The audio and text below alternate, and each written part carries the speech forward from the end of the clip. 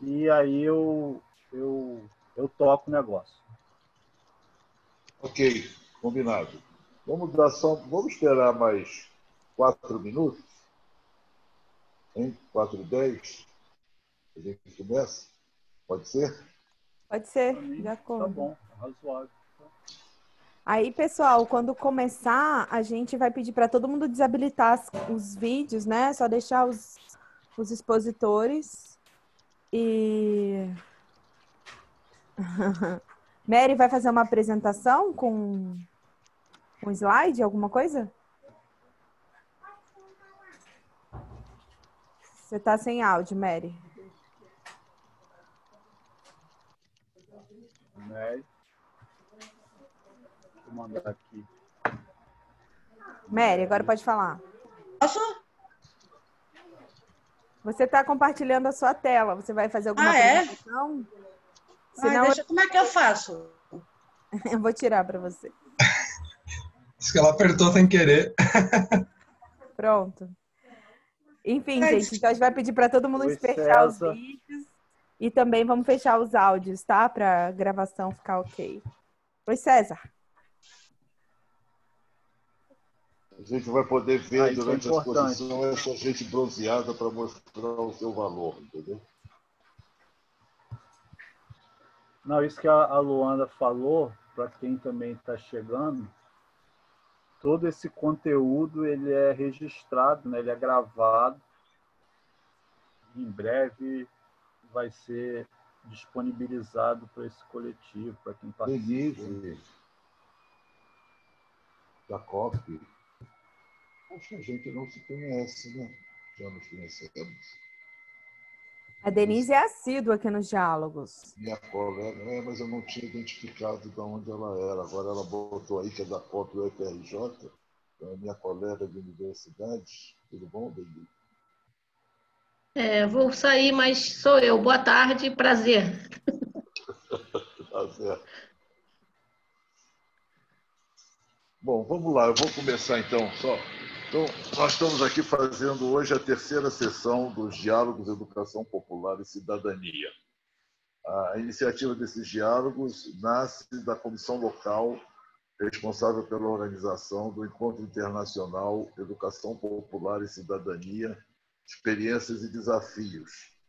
Esse encontro, que teve nascimento como uma proposta inicial do grupo ligado à Universidade da Cidadania, é um órgão novo que foi criado na UFRJ para desenvolver atividades voltadas na área de educação popular, diálogo de saberes, e agora encontra-se sob a intervenção da nova reitoria, mas que essa ideia nasceu lá com vários grupos, organizações, entidades de direitos humanos, sindicatos, que eram associados à Universidade da Cidadania, que são associados à Universidade da Cidadania, e depois recebeu o entusiástico acolhida e apoio de várias outras entidades, organizações, movimentos, grupos de várias áreas, acadêmicos e não acadêmicos, movimentos sociais, e foi se constituindo essa comissão local. Esse encontro deveria acontecer de 20 a 24 de julho de 2020, na UERJ, aqui no Rio de Janeiro.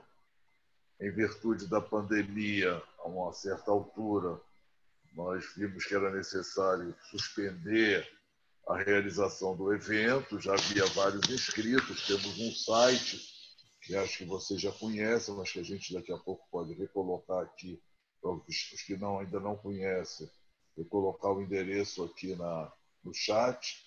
E, então, a comissão local achou que era importante, nesse interregno provocado pela pandemia, pelo confinamento e a suspensão do encontro internacional, de desenvolver diálogos para a gente aprofundar temas vinculados à questão da educação popular, temas que vão ser tratados no encontro internacional, mas também da gente aproveitar a oportunidade para conhecer melhor experiências, tanto daqueles grupos, entidades e movimentos vinculados, já participando da comissão local, com representação na comissão local, como eventualmente de outros grupos e coletivos que pudessem trazer também experiências. Então, a gente pensou esses diálogos como um momento de aprofundamento de algumas questões teórico-conceituais também relativas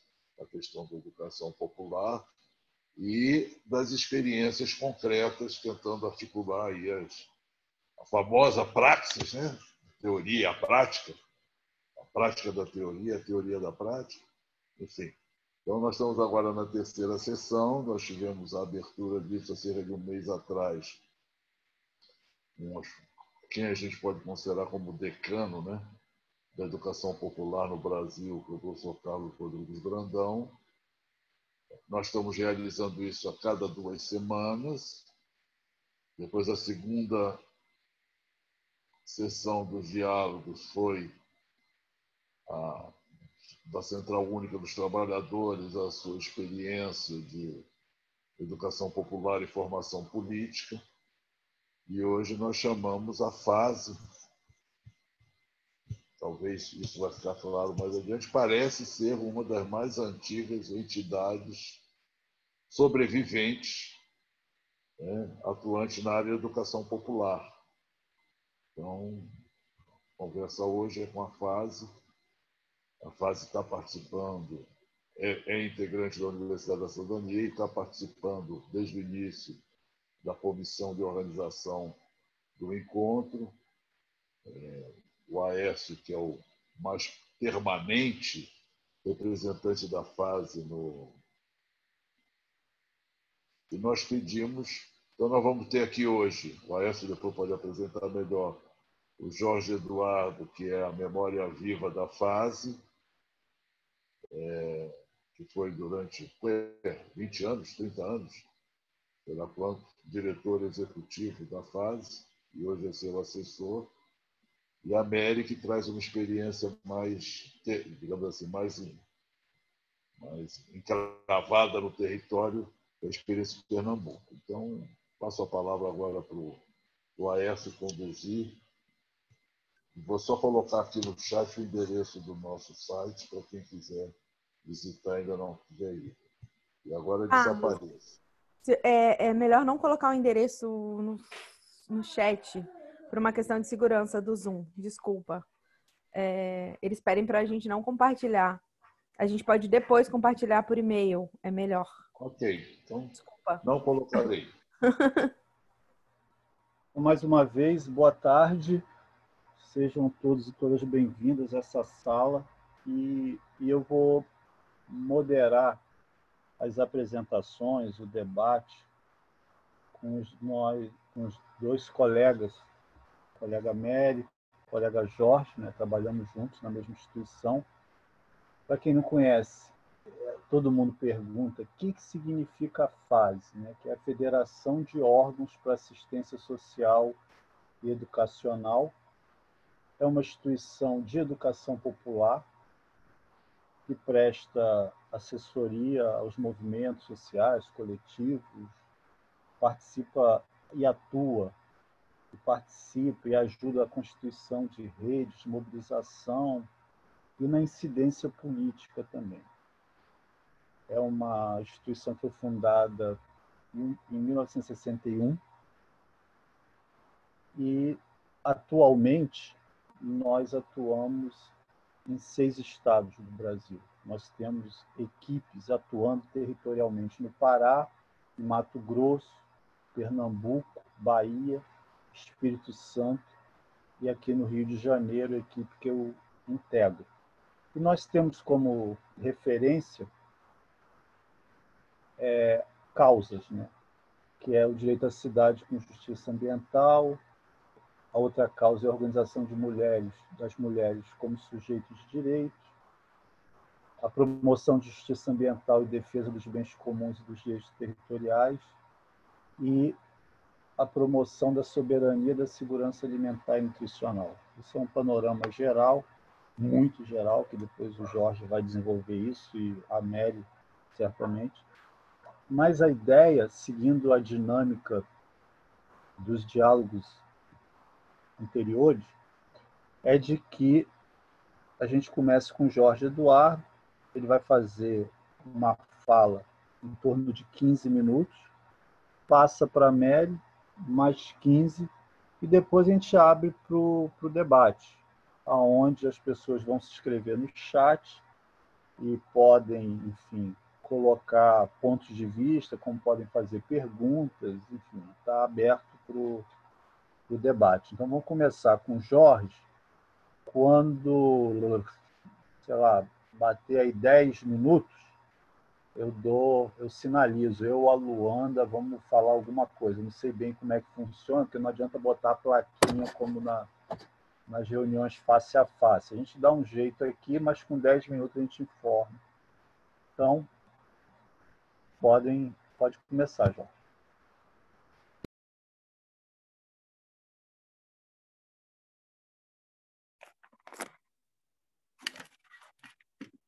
Alô?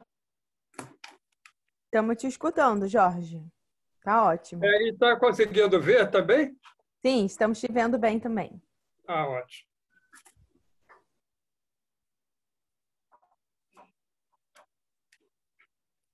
Eu fiquei, no primeiro momento, um pouco surpreso que esse grupo tivesse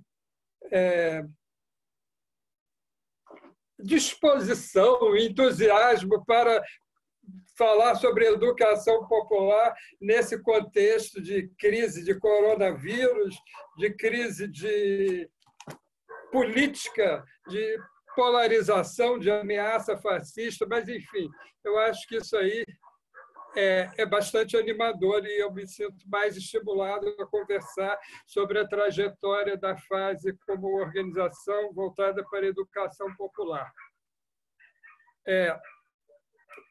O que não ocorreu desde as origens da FASE, porque a FASE nasceu no bojo da Igreja Católica sob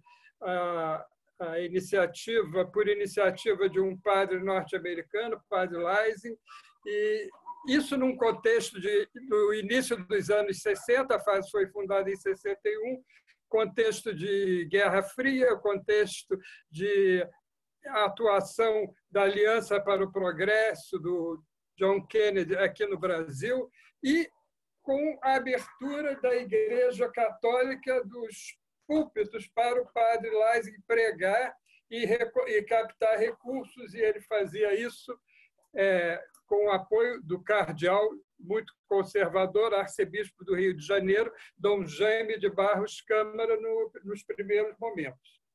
Então, a FASE evoluiu em meio a alguns conflitos internos para uma virada, o pessoal se referia como uma virada dos anos 70 para os anos 80, que culminou em 1982 com a elaboração, a formulação de compromissos básicos da FASE, na qual ela se colocou como uma entidade de educação popular.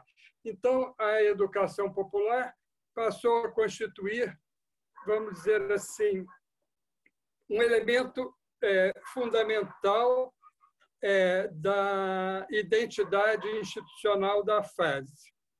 E essa identidade institucional ela foi muito disputada. Por quê? Porque estávamos nos últimos anos da ditadura. Esse período, quando ingressei na FASE em 1978, tinha até grande dificuldade de entender, porque não havia muita transparência interna, havia muito medo, havia muitos cuidados em relação à repressão, as atividades mais políticas das equipes da FASE eram encobertas com projetos de formação profissional, tudo muito light, e enquanto isso, quer dizer, nesse período, cada vez mais a prática das várias equipes da FASE, a FASE tinha 12, no início 12 escritórios locais, e cada um desses escritórios tinha 5, 6 ou mais pessoas, portanto, tinha uma certa capacidade operacional, que não era desprezível naquele contexto da ditadura. Ao mesmo tempo, houve um processo de recrutamento de novos técnicos, e aí o ingresso de pessoas de diferentes organizações políticas clandestinas, partidos tipo PCB, PCdoB, MR8, trotskistas que faziam parte de oposições sindicais em São Paulo, enfim, e a base de constituição original, que eram pessoas da esquerda cristã. Então, nesse caldo de cultura, quer dizer, a fase também com uma... Vocês sabem, obviamente, o contexto dos anos 60, depois de todas as experiências de Paulo Freire, todo o movimento de educação de base de 61, que é o mesmo ano da fundação da FASE, né, que pode ser considerada essa criação como um marco inicial da educação popular no Brasil. Então, havia também a influência do pensamento e da ação de Paulo Freire, e,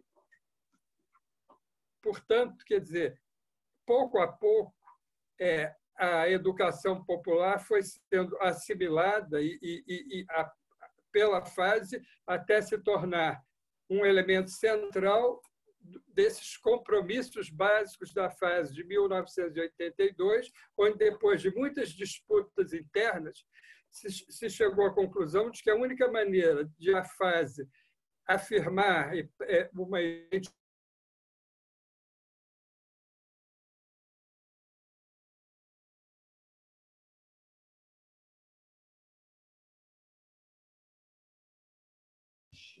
Jorge, acho que a sua conexão caiu, travou aqui para mim.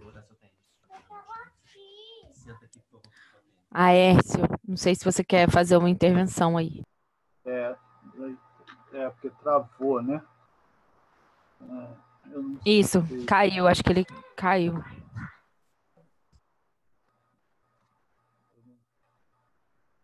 Não sei se a gente aguardar. Nossa. E agora o que aconteceu? Acho que saiu geral, é isso? Voltou. Jorge?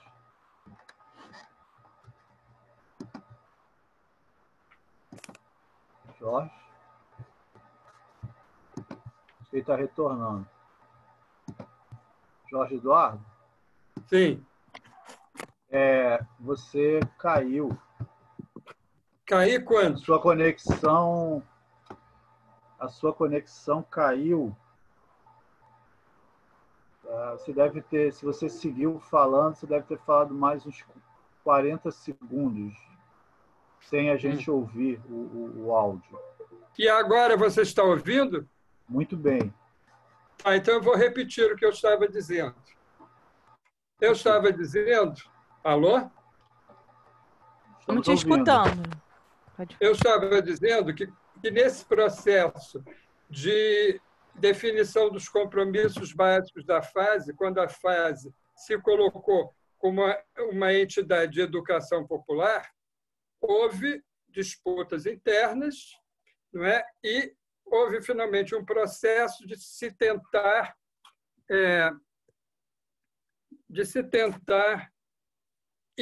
identificar os pontos comuns, que era uma superação crítica do caráter inicial da fase como uma organização de desenvolvimento, não é? com aquela concepção de desenvolvimento comunitário bastante atrasada dos primeiros anos, e se chegar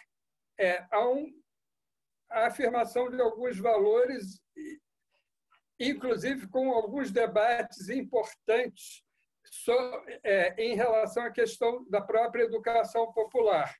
Por exemplo, um debate muito forte que havia dentro da FASE era sobre a relação entre o educador e o educando, que era, no fundo, uma discussão, uma posição crítica em relação ao vanguardismo, a certas posturas de setores marxistas mais próximos do stalinismo, que poderíamos ler isso como manifestações de educação bancária, se quisermos usar a linguagem do Paulo Freire.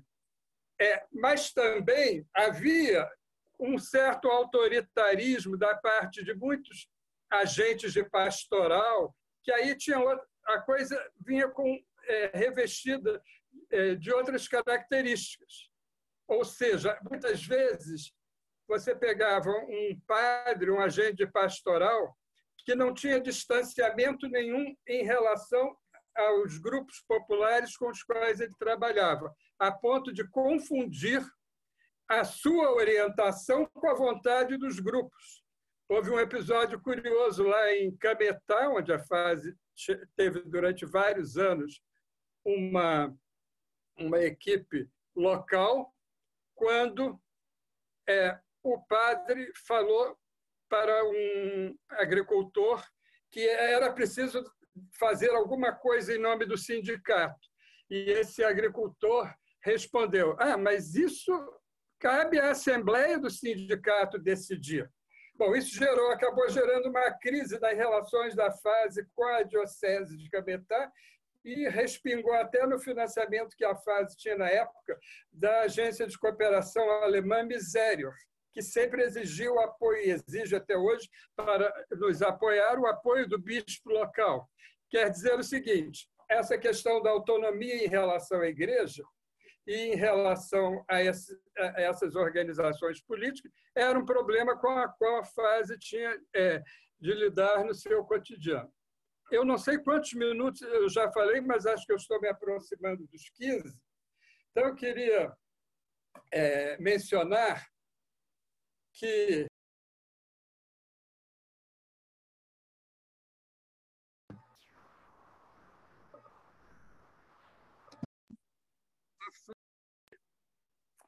Alô? Agora a gente está te escutando. Ficou mudo por alguma razão. Mas você estava falando. A gente ouviu até você falar, estamos nos aproximando. E você tem 5 minutos tranquilo, Jorge. Mais 5 minutos. Tá. Bom, esse trabalho de educação popular era desenvolvido em áreas urbanas e áreas rurais. A FASE teve participação ativa no processo de reorganização de sindicatos de trabalhadores rurais. A FASE também apoiou processos como o processo de as oposições sindicais. A FASE tinha equipes em São Paulo, no Rio de Janeiro, em Porto Alegre, que trabalhavam com o movimento sindical. E a FASE também atuava no Pará e no Maranhão, principalmente,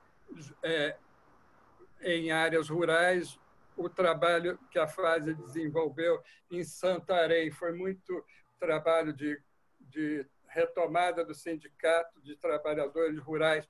Foi um trabalho muito conhecido, que tinha uma publicação chamada Lamparina.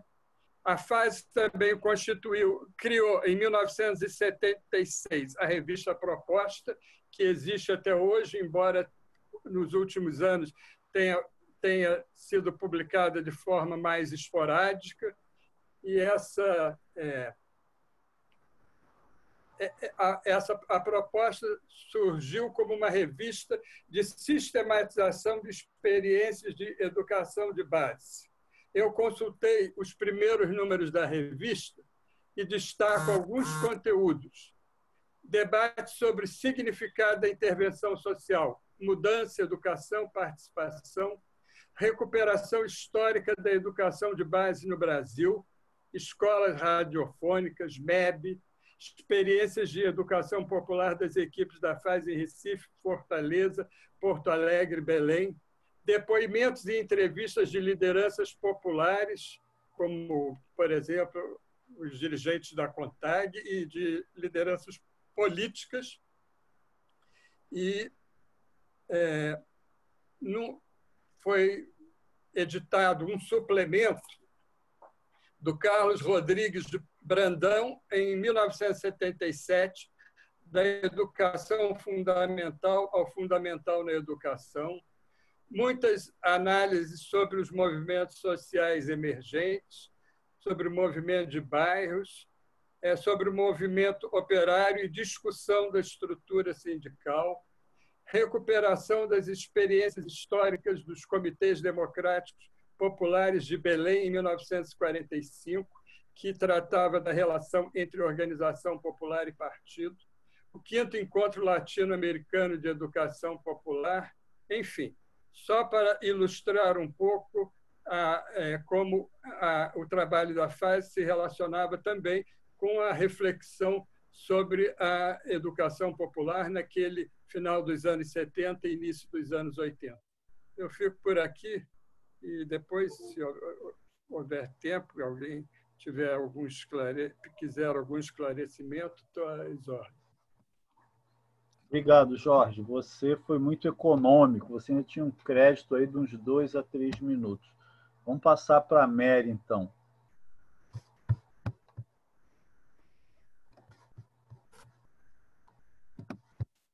Espera aí que eu vou abrir o microfone da Mary. Ah, pronto.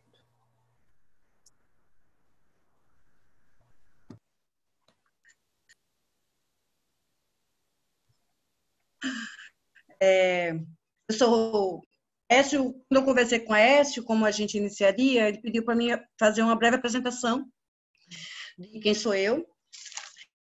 Eu sou Rosemary Neri, sou educadora da FASE, mas antes de entrar na FASE, que faz 7 anos que eu estou lá, estou aqui na FASE Recife, FASE Pernambuco, porque, na verdade, a gente tem uma atuação a nível do Estado. Eu vendo uma militância política, inicialmente, aos 16 anos, eu conheci a FASE quando eu estava na PJMP, na Pastoral Juventude do Meio Popular. E, naquela época, a educação popular foi fundamental para a gente poder se reconhecer enquanto classe trabalhadora. Então, assim, eu acho que todo o debate daquele período foi muito nesse sentido. E os anos passam, eu entro no Sindicato de Oposição Comerciária do Recife, vou para a fundação, entro na fundação da CUT, da mobilização, fui no primeiro congresso de fundação da Central Única dos Trabalhadores. Depois eu retorno e começo a fazer outros debates mais voltados para a questão rural. E fui trabalhar no Centru, que é Centro de Educação Trabalhador Rural, que foi um centro fundado por Manuel Conceição Santos, aqui no estado, e mais em 4 estados do Nordeste, né? E trabalhei lá há muitos anos. E depois fui convidada pelo movimento de mulheres a participar de uma formação para mulheres, começando com a alfabetização das mulheres, aqui em Vitória de Santo Antão, que é onde eu moro agora. E trabalhei no Centro de Mulheres com a alfabetização de adultos com o método Paulo Freire, 20 anos. 6 anos foi o programa mesmo da alfabetização e depois a luta das mulheres. E aí foi quando eu começo a fazer um diálogo juntando a questão de classe, gênero e raça, né? Então, tentando compreender esses 3 tripés que faziam essas desigualdades ocorrer no nosso país. E em 2012 eu fui trabalhar na FASE. E aí eu queria fazer uma apresentação. Não sei, Luanda, como faz? Se está aí, se você pode abrir. Eu não tenho a apresentação, mas se você tiver aí na sua tela, você pode compartilhar a sua tela com a gente e abrir a apresentação. Massa. Deixa eu ver. Eu queria falar que Luísa de Malak, que é a coordenadora da FASE Pernambuco, está aqui. E aí, se faltar alguma coisa, eu queria deixar um tempinho, se ela puder e quiser fazer complementações. Tá certo. Para compartilhar a tela, você sabe como é? eu fiz agora, vê se deu certo. Foi. Certo?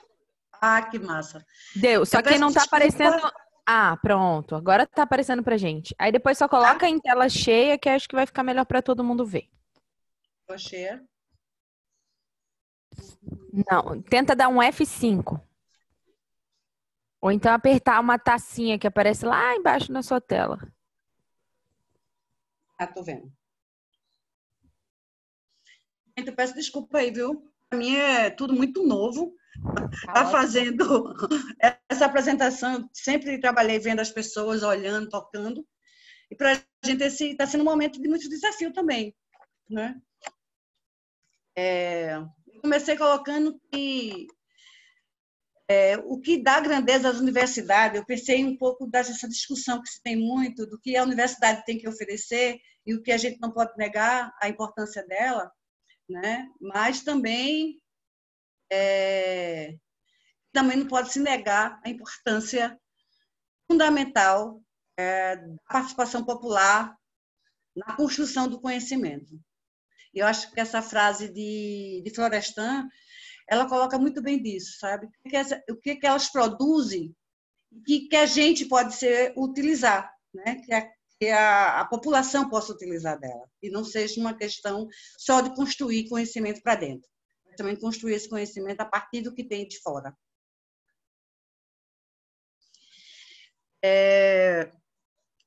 Essa apresentação agora, esse que a gente preparou aqui, é um ciclo geral do trabalho que a gente vem desenvolvendo, né? É um ciclo que não para, ele um depende do outro, né? Então, assim, mobilização de rede de sujeito, articulação de território, incidência, participação, formação, sistematização, comunicação, novamente mobilização. Então, esse é um processo que para a gente é fundamental na construção de sujeitos sociais, né? A fase Pernambuco, ou como se fala, a fase Recife, ela tem uma trajetória histórica da luta urbana, né? Eu, pessoalmente, conheci o trabalho da fase quando fazia trabalho com a associação de moradores, e a gente começou a fazer articulações dos bairros aqui do Recife, e a fase ela estava gravada, fisicamente, inclusive, num território chamado, lá em Casa Amarela, que é uma comunidade dos morros. Ela ficava embaixo, então os morros descia para trabalhar com esse debate da educação popular, a questão das EJs, que é a Zona Especial de Interesse Social. Então, assim, sempre foi um trabalho muito voltado a esse debate com as comunidades, né? Então, as comunidades sempre foi muito presente na fase. Isso até hoje, a gente sempre diz que a fase ela nunca para, porque sempre tem gente chegando para dialogar, para fazer pergunta, para discutir, solicita espaço para reuniões. Então, a fase é uma organização que tem sempre muita vida presente dentro dela, né? Então, é um pouco isso que tem ocorrido aqui no Recife. Porque a gente teve um período que a fase tinha inclusive um escritório em Palmares, que é aqui na Mata Sul, um município de muitos conflitos sociais, porque é uma região de engenhos, de usina, então teve muito assassinato, né? Várias pessoas do movimento foram assassinadas ali. Tem uma história de muita dor, essa região da Mata Sul. Hoje, a gente tem um trabalho voltado a a gente trabalha com esse público. A gente tem trabalhado com muitas lideranças dos territórios periféricos, das comunidades, pescadoras artesanais urbanas, do litoral e também do sertão. A gente tem um trabalho com mulheres, mais especificamente com mulheres pescadoras. E essas mulheres elas estão exatamente em todas as regiões do estado de Pernambuco. Por isso que a fase deixa de ser uma fase Recife para a fase Pernambuco. No momento porque a gente tem uma atuação muito a nível de estado.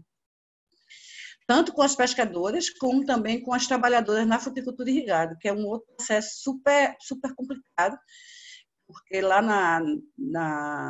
nessa região do submédio, a relação de exploração com as trabalhadoras que trabalham na uva, na manga, goiaba, acerola, é muito grande, né? Então, são relações de trabalho de muita exploração. Temos também trabalhado com catadoras de resíduos sólidos, com as cooperativas, especificamente com 4 cooperativas que são presididas por mulheres. E quando a gente faz o debate de gênero dentro dessas cooperativas, o debate é bem interessante, porque eles falam, não tem esse problema.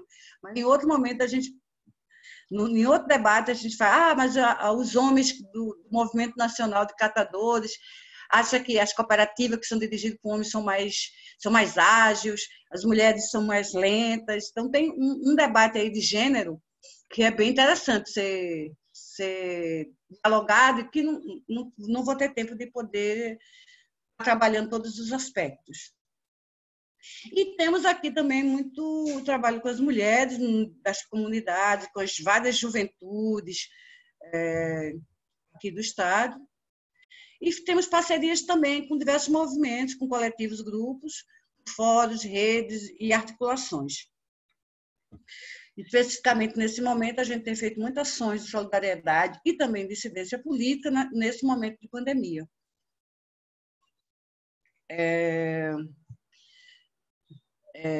Se tu me lembra quando tiver 10 minutos, viu?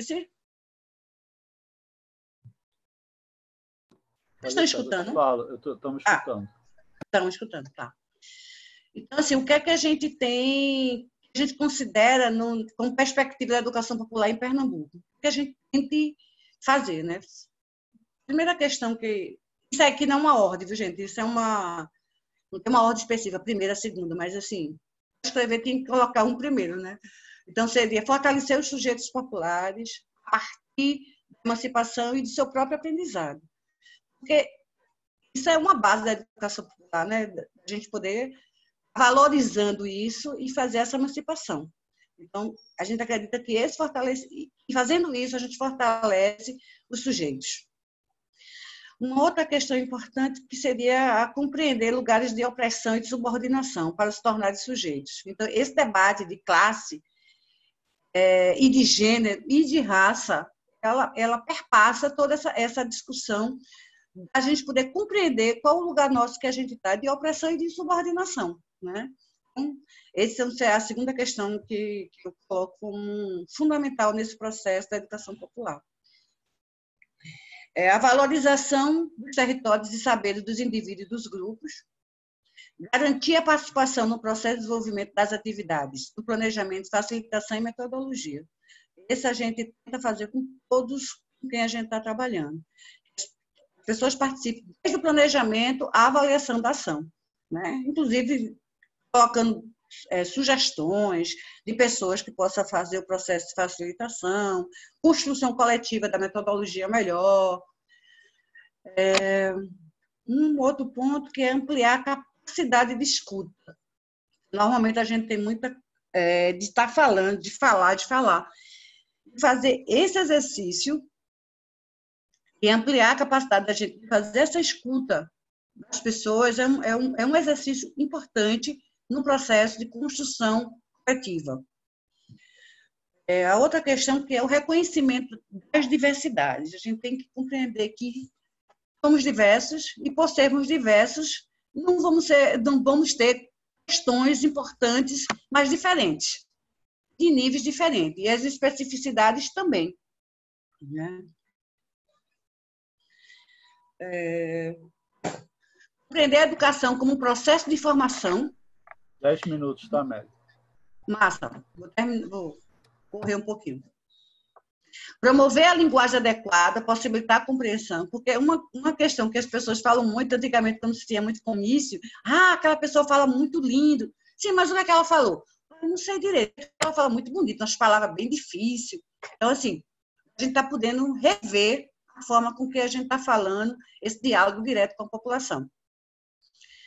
Reconhecer a legitimidade da cultura, das crenças, partir sempre da realidade, né? Leitura do mundo do concreto, aquilo que é vivido pelos sujeitos. Isso acho que a educação popular e acho que Paulo Freire foi um dos grandes aprendizados na minha vida pessoal. né?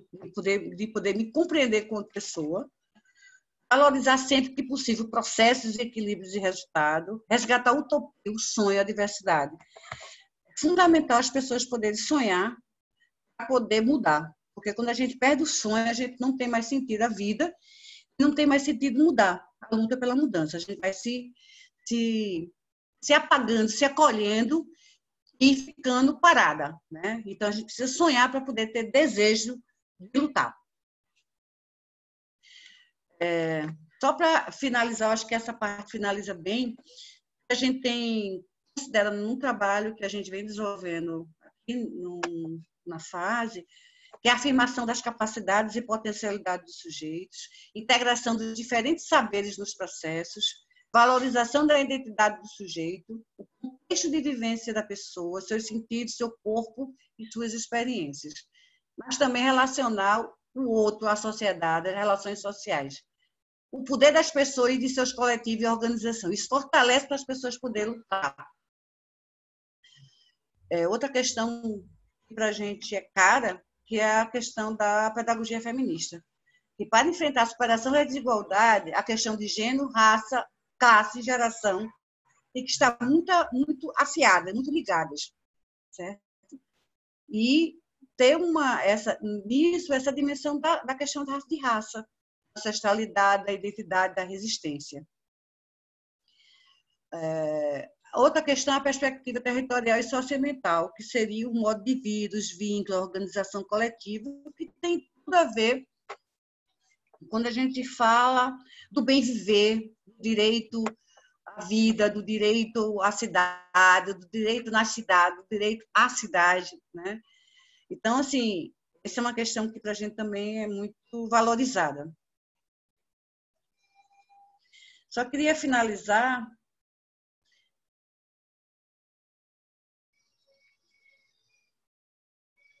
com alguns aspectos que eu avalio como muito importante, que é a participação e envolvimento das pessoas no sentido de transformar as suas vidas. As pessoas precisam descobrir isso para poder mudar, porque quando elas não tiverem com essa questão fortalecida, enquanto sujeito individual, enquanto sujeito político e coletivo, elas não vão poder fazer esse salto de mudança, porque elas não vão compreender que, para mudar a sua vida, elas precisam se mudarem também. A compreensão de que um direito humano, a educação como um direito das pessoas poderem ter esse direito, atuar para enfrentar as desigualdades, procurando conhecer suas origens e seus responsáveis. Isso que é uma questão importante. Quando a gente nega nossas origens, a gente acaba fazendo de conta, na verdade, que não temos força para enfrentar essas desigualdades. E essas desigualdades, elas são muito grandes. E a gente pode perceber muito nitidamente agora na pandemia quem é que está morrendo mais, né? E um desafio que eu acho que a educação popular, que é essa coisa da internet, né? E das redes sociais. Isso é um desafio da gente poder pensar a educação popular também nessa dimensão, né? Esses fake news, como é que eles surgem, como é que vai fazendo, vai minando várias construções que a gente vem fazendo nesses anos. Então, assim, e para finalizar,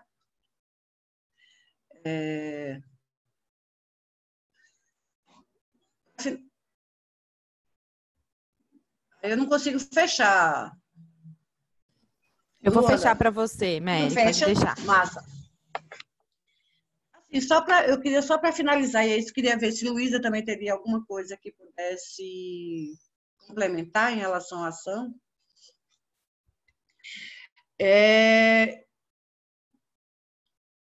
Não é dessa discussão que a gente pensa no direito à cidade, do direito na cidade, considerar que essa dimensão da moradia, a questão da moradia, tem uma moradia num sentido mais amplo, né? As pessoas não precisam só da moradia. Existe uma necessidade de a gente poder pensar o direito à cidade mais alargado, né? Poder pensar o direito à moradia, é educação, é saúde, é é ser reconhecido pelo Estado como cidadã e cidadão. Assim, eu acho que eu acho que para mim é fundamental a gente poder pensar nas pessoas na sua integralidade, a gente não ter ela como da casa, minha vida, resolveu o problema. Não resolveu, porque a gente tem as desigualdades são muito grandes. E para isso a gente precisa estar pensando, sempre trabalhando com essas três questões, que é classe, raça e gênero. A gente poder conseguir construir, tentando construir um mundo e uma proposta política que possibilita as pessoas serem iguais, nas suas diversidades. Obrigada, gente. Desculpa aí, viu? Deixa eu só falar o seguinte, só para situar, inclusive a Luísa, tem algumas pessoas mais da fase, o horário nosso aqui nessa sala vai até 5h30. Então, a gente tem mais ou menos aí uns 40 minutos, 35 minutos. E aí eu vou abrir, a Luanda está anotando as pessoas que estão se inscrevendo, estão abertas as inscrições, é só entrar no chat. Mas eu pediria que cada pessoa que falasse tivesse como referência 3 minutos. A gente vai precisar, né, vai ter que ter aquela capacidade de usar os 3 minutos no máximo para tentar segurar a participação do maior número de pessoas. Só para dar um informe, a última conta que eu fiz, essa nossa conversa tem a participação de 50 pessoas. Creio que seria uma loucura e maravilhoso a gente administrar, eu e Luanda. Não imagino que 50 pessoas se inscreverão, mas tem muita gente provavelmente a fim de falar, então esses 3 minutos é importante. Vamos lá. Quem está inscrito? A primeira inscrita é a Denise, depois, mas eu vou passar a palavra, Denise, rapidinho para o Carlos Weiner, para ele dar um informe. Pode falar, Weiner. Você tem que abrir sua câmera aí.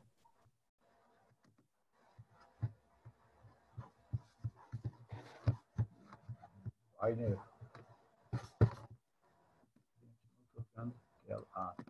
Finalizar aqui.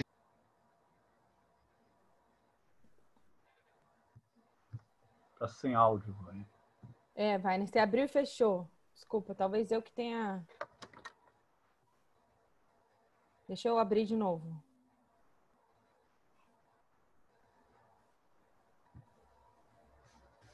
Carlos?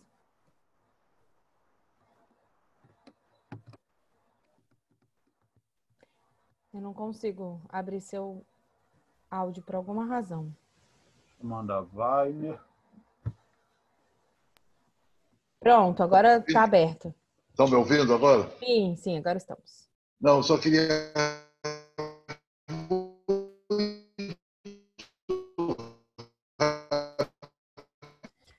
Weiner, está travando muito. Tenta falar sem o vídeo, talvez.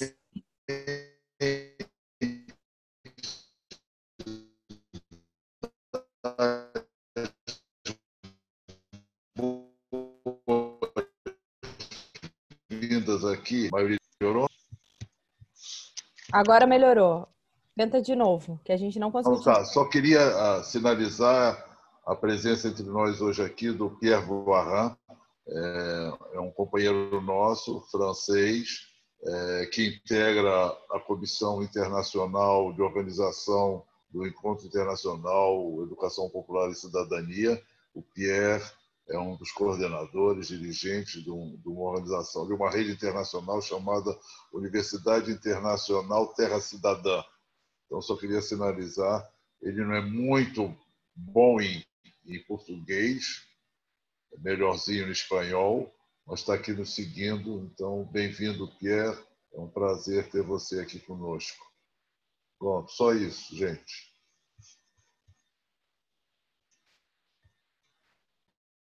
Denise, pode falar, por favor. Pode abrir sua câmera. A minha tela aqui, ela está naquela tela inicial, não sei o que está acontecendo. Isso é porque não tem ninguém com a câmera aberta. Mas se você começar o seu vídeo... Ah, tá. Vai aparecer. Pronto. Vou tirar o meu. Pode falar, Denise. Bom, boa tarde a todos. E a Luana já falou antes, né? Estou bem frequente nesses encontros e gostando muito, né? Queria mais uma vez dar os parabéns a todos os organizadores, a todos os palestrantes. E, assim, o meu nome é Denise, eu sou, né, para quem é a primeira vez que está aqui, eu sou coordenadora pedagógica de um projeto de extensão da UFRJ, chamado Letramento de Jovens, Adultos e Idosos, que é um projeto de extensão da COP, né? E a minha pergunta é a seguinte: ontem eu assisti uma palestra do Soltec NIDES, lá da UFRJ, uma palestra virtual, em que uma das palestrantes ela colocou o problema que se deparam às vezes de que, por exemplo, a universidade chega em uma determinada comunidade e parece que tem essa dificuldade dessa comunicação com essa comunidade, porque a comunidade já está meio cansada, né? Que geralmente são pessoas que são esquecidas, são oprimidas, né? E que são pessoas que compõem um conjunto de histórias de negação, de desrespeito, né? A sua cultura, as suas raízes. E aí a palestrante mesmo diz, né, que às vezes as pessoas demonstram que estão pensando dessa forma. Ela vem à universidade com mais um projeto, né?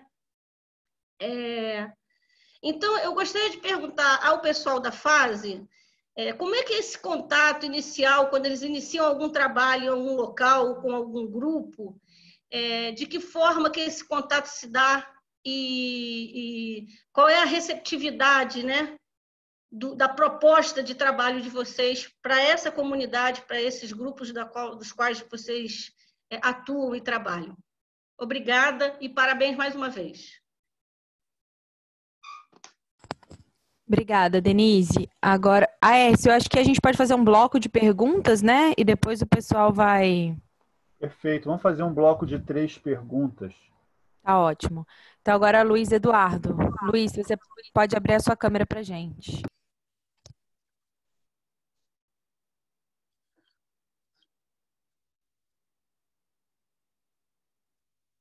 A gente já te escuta, Luiz Eduardo, mas tá sem seu vídeo. Mas eu não tô... Peraí, agora, tá me vendo? Agora sim, agora está te vendo. Perfeito. Porque eu tô com 2 telas para poder ver vocês, e nessa tela que eu tô, vocês podem me ouvir, mas eu não posso ver vocês. Bom, enfim, vou ser breve. Eu tô aqui presente porque trabalhamos no movimento Psicanálise de Rua. É um movimento que estourou no Brasil há tempos, mas que adquiriu forma maior desde o golpe contra a presidente Dilma Rousseff, né? Contra o impeachment da Dilma Rousseff. Então, tenho 2 perguntas, vou ser direto. Quero agradecer aqui todas as contribuições, tudo que eu vi. Eu gostaria que o Jorge Eduardo desenvolvesse um pouco a questão que ele começou a colocar da relação entre os educadores e os educandos, porque é uma questão que interessa muito para a gente na psicanálise de rua. É uma questão que nós temos trabalhado, a relação entre os analistas e o povo que vem falar com a gente nas estações, nas estações rodoviárias, ferroviárias. Então, é isso. Qual é a relação entre os educadores e os educandos? Como é que se desenvolveu isso? O Jorge Eduardo começou a falar e logo parou. E a Mary é impressionante, porque o conjunto das questões que ela coloca são questões muito pertinentes para nós. Eu sei que o Paulo Freire tinha uma formação psicanalítica, tinha muita sensibilidade à psicanálise. Mas eu gostaria particularmente hoje aqui de perguntar para a Mary como é que ela trabalha esse negócio do sonho, se há algum trabalho, porque para nós é muito importante, nós trabalhamos muito isso com o pessoal que vem nos ver nas estações, quer dizer, como se trabalha o sonho, como levar pessoas a sonhar, falar dos sonhos, a querer participar do sonho, qual a relação entre o sonho individual e a situação política. Então, são essas as minhas perguntas. Muito obrigado. certo, Luiz. Obrigada. César. Olá, pessoal. Eu sou César, educador popular em saúde. Componho a organização do evento via grupo de trabalho de educação popular em saúde da Abrasco. Muito bacana ouvir as histórias de como é que se forma e muito rico ouvir Mary e toda a atuação que tem tido, né? Eu acho que eu queria ouvir um pouco de vocês a questão do financiamento, né? Principalmente quando a gente pega instituições que começam a escalonar e como tem sido a sobrevivência de uma instituição de tal porte, com tal incidência, principalmente desses anos para cá, né? É nítido, assim, eu que trabalho com consultoria em direitos humanos e com várias ONGs, o Grito dos Excluídos em São Paulo, é nítido como que a gente foi reduzindo, assim, as possibilidades. E é claro que a gente da educação popular sempre consegue fazer muito com muito pouco, mas essa é um dos nossos críticos também para a gente sempre pensar em escalonar iniciativas, né, e tal. Então, queria ouvir um pouco como é que se encontra a fase hoje, assim, nisso, e quais têm sido os desafios para uma sustentabilidade financeira das organizações e tal. Pode começar o Jorge ou a Mary, eu só pediria para não perderem a referência nos 3 minutinhos. E depois tem escrito César Paro e Carlos Weiner. O César foi que acabou de... Perdão, Weiner, então. Weiner, depois. Perdão. Jorge, eu vou abrir seu microfone aqui, mas você tem que abrir seu vídeo.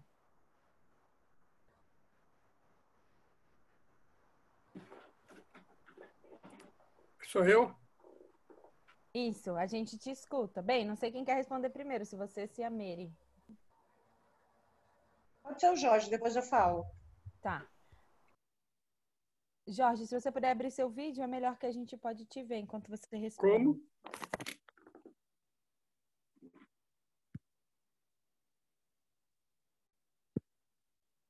Alô? Estamos te escutando e te vendo agora. Escutando. Tá. Eu acho que a Mary tem melhores condições do que eu de responder a questão da Denise.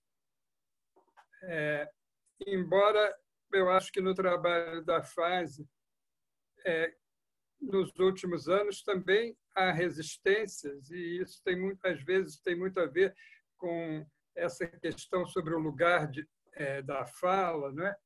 Mas eu acho que a Mary tem mais experiência prática muito mais rica do que a minha.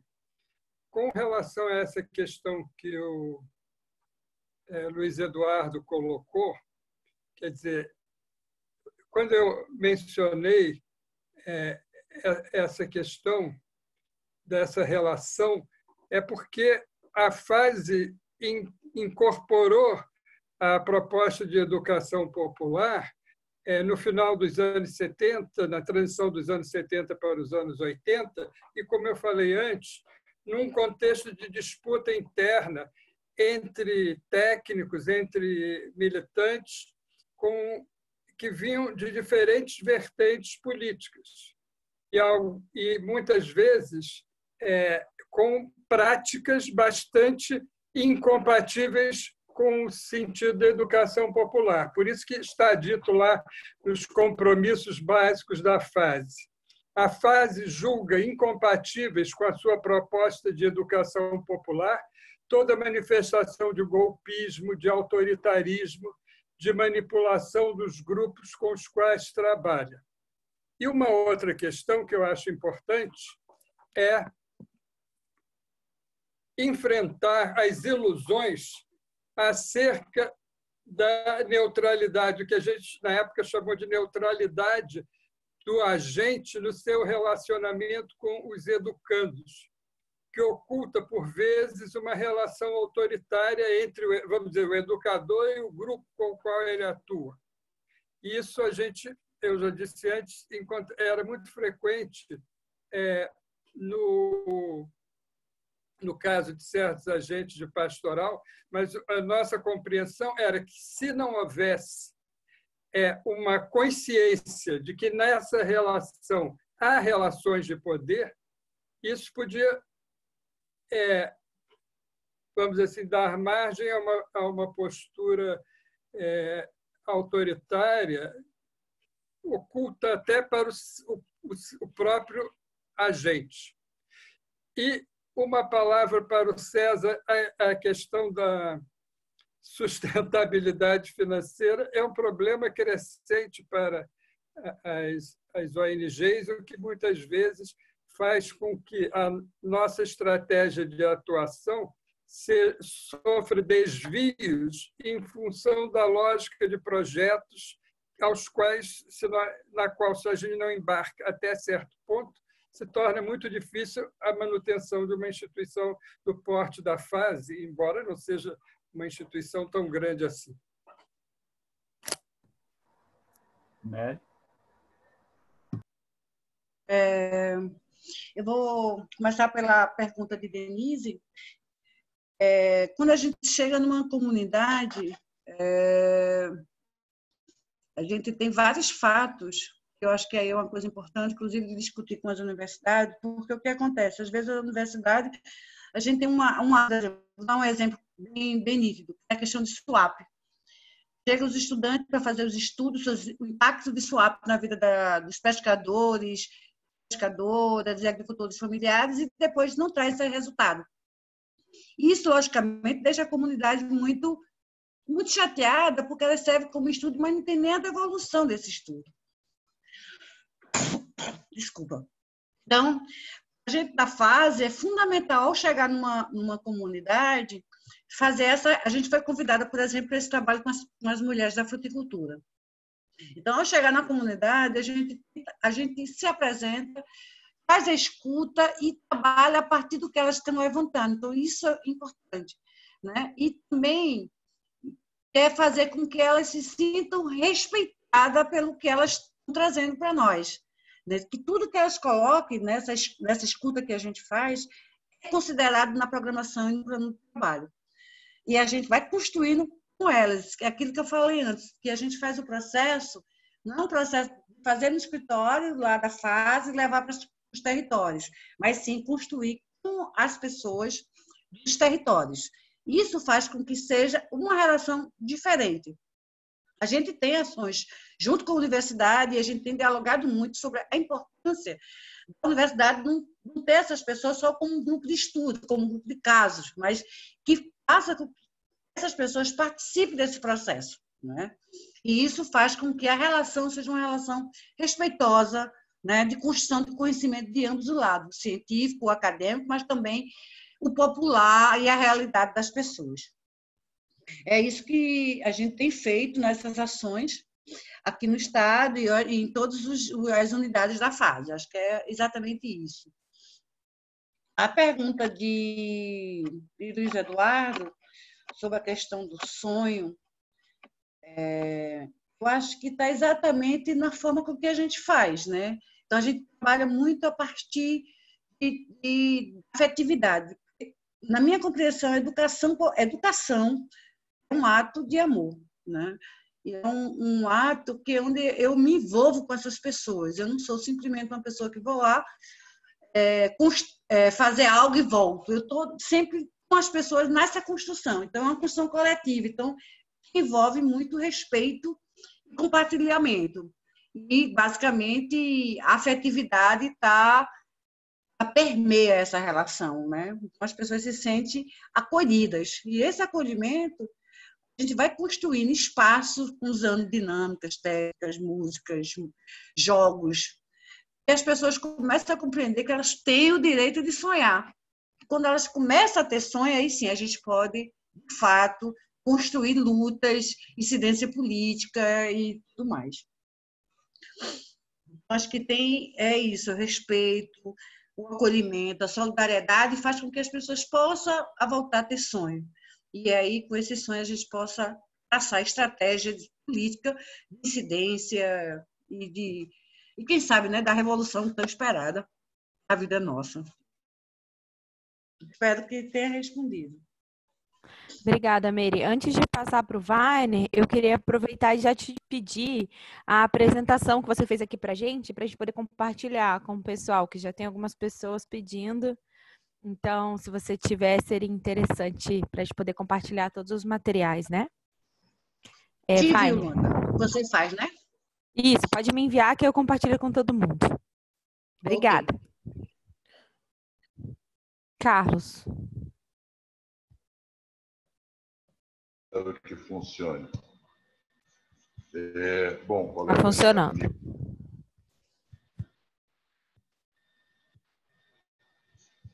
Primeiro, só queria acrescentar aqui um comentário ao que o Pierre escreveu no chat sobre o lugar do conflito. Né? E eu andei pensando, né, desenvolvendo a ideia, né, conflitos operando um pouco como as famosas palavras geradoras naquele processo de alfabetização e conscientização. Né? Os conflitos, eles são uma experiência vivida e coletiva. Mas eu tenho duas perguntas para a Mary. A primeira é o seguinte: nos anos 90, tive bastante contato ali com a região do submédio São Francisco, em virtude da luta dos atingidos por Itaparica. Eu queria saber só assim, se ainda existe uma memória e se ainda há grupos de pessoas que foram deslocadas, que estão associadas ao trabalho político e à organização ali naquela região. A outra pergunta para a Mary é o seguinte: como é que é a experiência de vocês? Eu tenho trabalhado muito com a ideia de esquerda social. A esquerda social, em oposição ao que eu chamo de esquerda de Estado. A esquerda de Estado são esses partidos que estão nos congressos, nas câmaras, nos palácios, nos governos. E é uma esquerda que pensa dentro do Estado, a partir do Estado, e vê o Estado como principal arena e instrumento de ação política. E penso na esquerda social como aquela que está no tecido social, que está ali atuando onde se passa a vida das pessoas e lidando com a vida concreta, experimentada, sentida, sofrida, vivida pelas pessoas, pelos coletivos sociais. E esse trabalho que a FASE faz em muitos lugares, eu conheço um pouco, faz da FASE um agente dessa, que eu chamo dessa esquerda social. Eu pergunto a Mary como é que é a experiência lá na base, no tecido social, nas comunidades, a relação com os grupos pentecostais. Como é que você avalia a presença e, eventualmente, o embate de um projeto de organização e educação popular e o tipo de trabalho feito pelas igrejas pentecostais? Luanda, eu sugiro que está escrito a Beatriz, a Luísa e a Carol, que logo depois da Beatriz fale a Luísa e a Carol. A gente tenta fechar esse bloco aqui. Aí depois vamos ver se escreve mais pessoas. Tá certo. Mas a princípio a gente encerra as inscrições, né? Isso, tá bom. Tá, beleza, então. Então, Beatriz.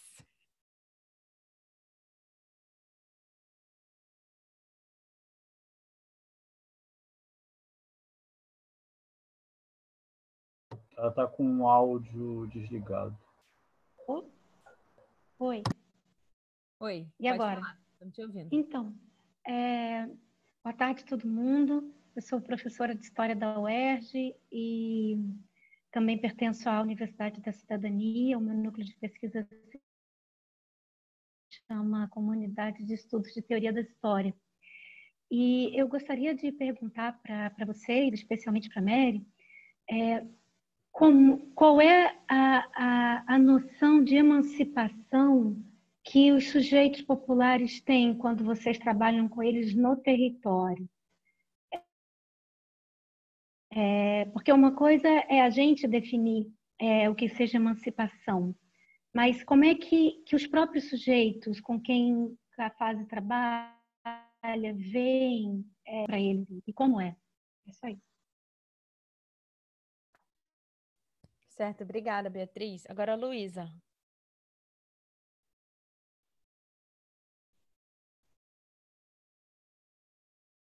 Olá, boa tarde a todas as pessoas. Eu sou Luísa, sou da equipe de Mary, aqui da FASE Pernambuco. Estou há 20 anos na FASE. Eu estou achando muito boa essa discussão e acho que me colocou muito bem, nem precisaria de nenhum complemento, né? Eu estou achando, assim, eu acho interessante quando eu penso a educação popular, como minha trajetória também é de educadora, assim como Mary, pensar o quanto a educação popular é atual, né? Eu acho que a gente já se encontrou em algumas discussões e reflexões sobre em que medida a educação popular responde a desafios de hoje. Então, acho que a educação popular continua sendo uma oportunidade, um canal, um grande potencial para a gente criar ambientes de construção e de compartilhamento de conhecimentos e saberes, né? Então, a educação, acho que ela continua atual. Acho que ela continua sendo um potente ingrediente para a gente trabalhar os saberes, os conhecimentos, as informações, o olhar das pessoas para o mundo, mas trabalhar também essa dimensão das subjetividades, das identidades de gênero, de raça, que desembocam numa expressão de poder das pessoas e de seus coletivos, né? E acho que na trajetória da FASE, eu acho que em alguns, quando a gente pensa os estágios dessa relação educativa com uma comunidade, a gente pensa que tem um grande momento que pode também se assemelhar com os processos que os próprios consultórios da psicanálise, né, que também trabalha para que os indivíduos tenham poder, acho que tem um momento que é de reconhecimento das fontes das pessoas, né? O que nos formou, o que eu tive como experiências, né? O que me faz, né? Qual é a leitura que eu faço disso diante da cultura de vida que eu tenho, o meu jeito de viver, de pensar, as oportunidades, os acessos, as faltas, e o que é que a partir daí, o que eu faço com isso, com essa minha percepção sobre essa trajetória, né? Então, acho que tem isso que a gente chamou em algum momento de reconhecer-se nas fontes, de recriar-se na cultura e de reorientar-se na vida, na prática, nos projetos. E aí, para finalizar, eu queria dizer que eu sinto que a educação popular tem alguns desafios hoje, né? Muitos, né? Um deles é o desafio de lidar com o tempo. Esse tempo dessa construção, ele vai muito de encontro com o tempo ágil, veloz. Ele é um tempo que tem um ritmo próprio de relação dos sujeitos, de aproximação, de afeto, de confiança, de expressividade e tal. Tem um outro desafio que eu considero importante, que é da passagem das narrativas às mudanças concretas, ao gesto, à postura cidadã, ao processo coletivo, por exemplo. Então, hoje parece ser muito mais fácil a gente narrar do que fazer de forma congruente, digamos assim. E, por fim, essa dimensão de que a educação popular potencializa muita diferenciação positiva das agendas, das identidades, e, por outro lado, nos desafia as convergências, que eu acho que é um outro desafio importante desse momento, né? Isso. Obrigada, Luísa. Carol.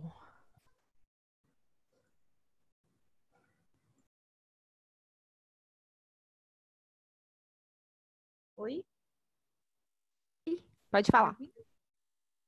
Bem, eu também sou Carol. Diferente de todos aqui, eu estou na fase há pouquíssimo tempo.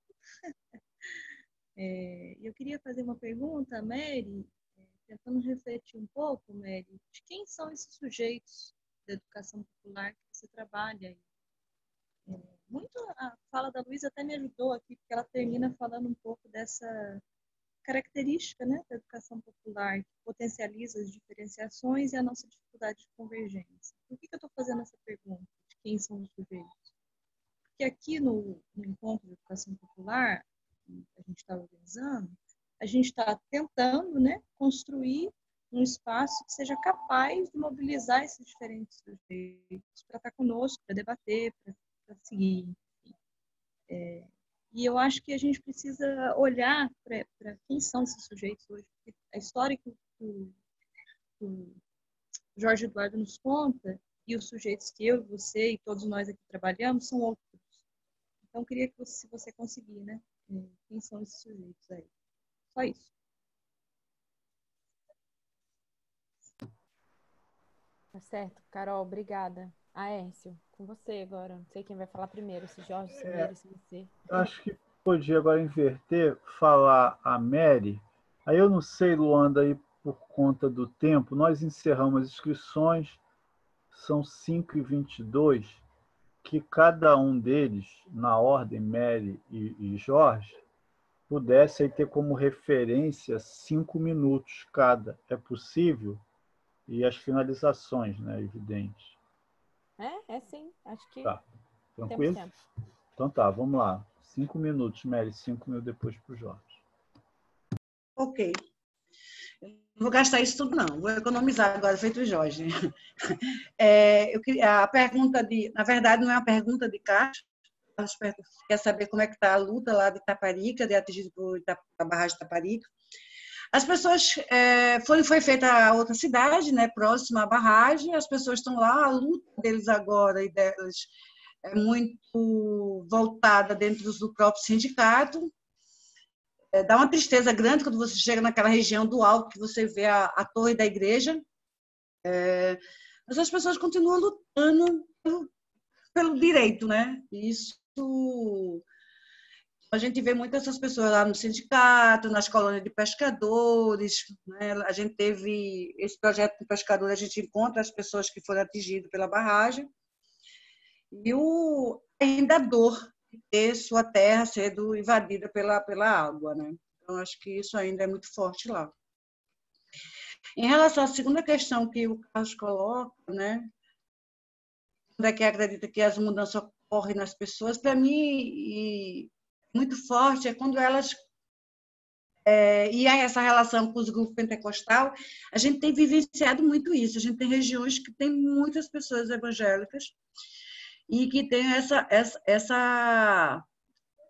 conflito. E esse conflito ele aparece nas reuniões, nas ações, e isso a gente tem trabalhado não como uma coisa negativa, mas do ponto de... mas como uma coisa que a gente pode estar debatendo. Porque eu acredito também que os conflitos sejam uma coisa boa na relação, a gente não tem que concordar com tudo, né? Então, a gente tem dialogado muito isso a partir da realidade. Então, quando vem isso, né, das questões que a Pentecostais coloca como verdades, a gente traz essas verdades para a realidade das comunidades, para a realidade dos territórios. E aí, a partir disso, a gente vai minando o que está sendo construído pelas igrejas pentecostais. Né? E eu acredito muito nisso, que a gente vai fazendo isso a partir da própria realidade das pessoas nos territórios. Isso aparece em várias atividades que eu já participei, que outros companheiros e companheiras da fase participam, e a gente tem feito exatamente isso, o debate sobre essa questão, né? Tendo a realidade das comunidades como nosso argumento. Né? Se eles estão falando isso, como é que vocês estão aqui nessa situação? E vamos fazendo essa articulação da prática e a teoria. Né? Então, a prática e a teoria é uma coisa permanente na ação educativa. Beatriz pergunta como é que a gente percebe a história da emancipação dos sujeitos. Né? Quando ele se compreende, se reconhece, se comporta como sujeito, que tem poder, que tem direito. Né? Então, eles começam a fazer isso, começam a ter ações de cidadão, de cidadã, e sabendo esse poder de lutar pelos seus direitos, aí pronto, essa pessoa, esse coletivo está emancipado para poder continuar na luta, independente de qualquer outra pessoa ou organização que esteja lá. Né? Então, assim, é uma coisa que a gente vai percebendo na construção que é um trabalho lento, viu, gente? É muito lento. Eu, na experiência, por exemplo, com as catadoras agora, tem momentos que eu fico muito triste e fico feliz ao mesmo tempo. Momentos tristes, momentos felizes, quando eu vejo que elas estão impulsionando, mas em alguns outros momentos elas estão cedendo para uma prefeitura que deu uma besteira. E elas... E eu acho que esse desafio é um desafio grande, né? Então, assim, para mim, a emancipação é isso, é quando ele se compreende, se reconhece, se comporta como sujeito de direito e de poder.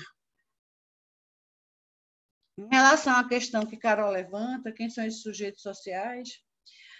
Acho que o Jorge já colocou, né, que a fase historicamente tem um reconhecimento. E quando eu penso numa fase Pernambuco, a fase Pernambuco ela tem um reconhecimento grande nos territórios e comunidades. Que quando eu fui trabalhar lá, eu tomei um susto. Quando eu ia para uma área, as pessoas já sabiam o que era fase, já tem esse reconhecimento. E a gente trabalha com uma gama de sujeitos muito ampla aqui, né? Mesmo no urbano, de pescadores a moradores das comunidades da periferia e das favelas, dos alagados, né? Ou na área, nos outros municípios, a trabalhadora da fruticultura, a pescadora artesanal, a catadoras também. Então, assim, a gente tem uma dimensão muito grande de juventudes, de vários jovens negros, jovens trans, mulher trans, homem trans. Então, uma diversidade de público que a gente vem atuando. Isso também é um desafio para a gente, sempre se informando, se capacitando para essa diversidade de pessoas que têm relações com a fase. Para colocar já, finalizar, né, Aécio? Quero agradecer por esse convite, espero ter conseguido colocar um pouco do que a fase desenvolve. Realmente eu coloquei muito pouco, porque é muito pouco tempo. E para mim foi um desafio fazer isso virtualmente. Muito obrigado, Mary. Obrigado mesmo, foi ótimo. Eu sou suspeito, mas foi ótimo, é a minha consideração. Vamos lá, Jorge.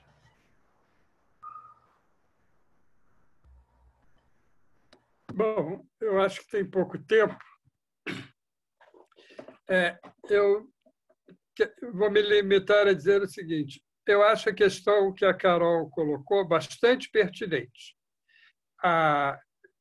Se a gente lê, por exemplo, os compromissos básicos da fase de 1982, é uma visão da sociedade, uma sociedade com uma estrutura de classe muito diferente da atual.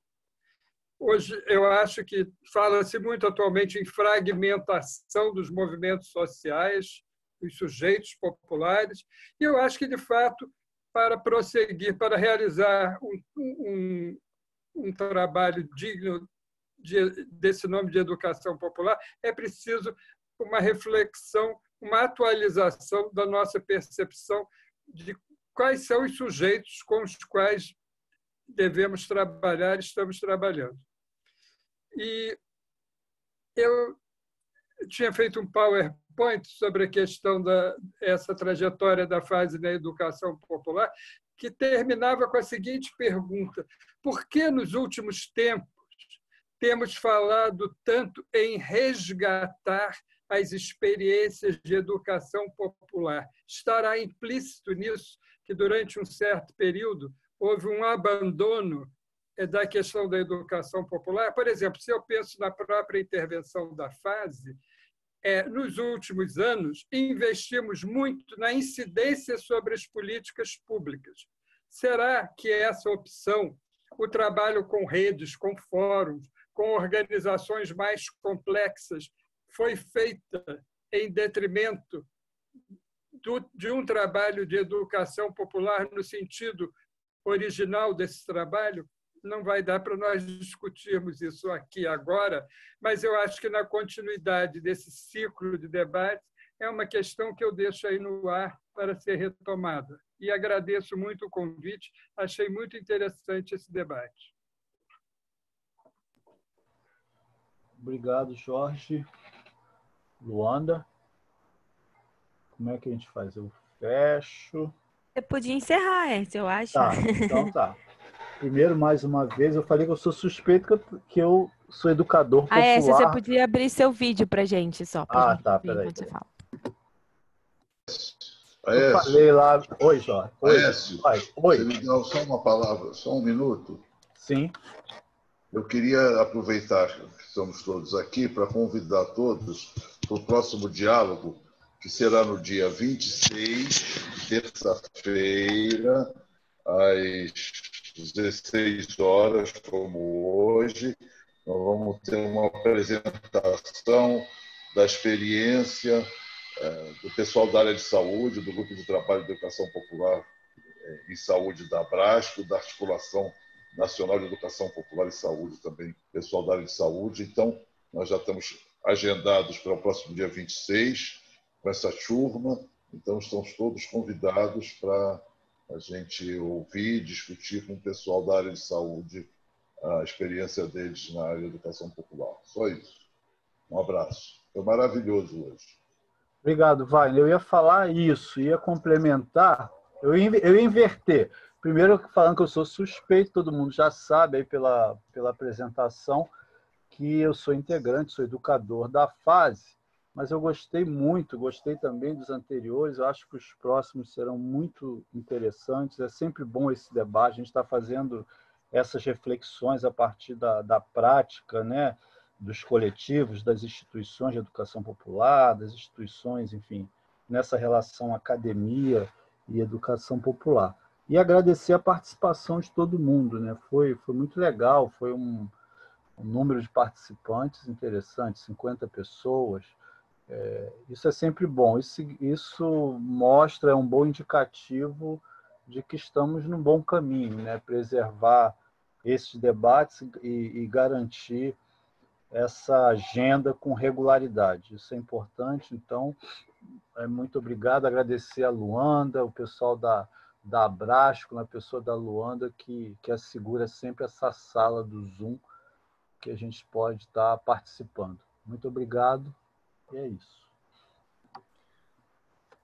Eu gostaria de agradecer a Écio e também reforçar, porque algumas pessoas estão perguntando aqui no chat, que a gente sim tem uma lista de discussão. Na verdade, não é uma lista de discussão, né? É um grupo para envio de materiais, envio dos convites, tanto por e-mail como no WhatsApp. Então, se tem alguém aqui que ainda não está participando, gostaria de ser incluído, pode mandar aqui no chat o endereço de e-mail para a gente incluir. E eu queria agradecer, foi riquíssimo. Mary, gostei muito de saber sua experiência, de ouvir a história da fase contada aí pelo Jorge também. Que bom que a gente teve esse encontro hoje, né? Muito grata. Tchau, pessoal, tudo de bom, mais uma vez. Tchau. Boa tarde, valeu. Tchau. Um abraço. Tchau, Pierre. Tchau, Luiz Eduardo. Nós temos hoje 2 parisienses aqui. Gracias, Carlos. Gracias a todos de Paris. Paris está presente com 2 representantes. Obrigada, obrigada, Mary, Écio. Tchau, gente. Obrigado. Tchau. Tchau, gente. Obrigada. Tchau. Tchau a todos. Já foram. Tchau, Helena. Tchau. Tchau. Obrigada de novo. Jorge, antes de você sair, deixa eu aproveitar e perguntar que o pessoal pediu para você compartilhar os seus slides. A câmera fechada. Não, só...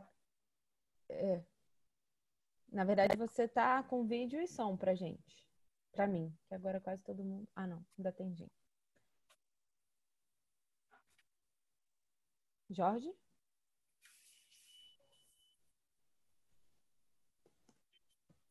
Tá bom, gente.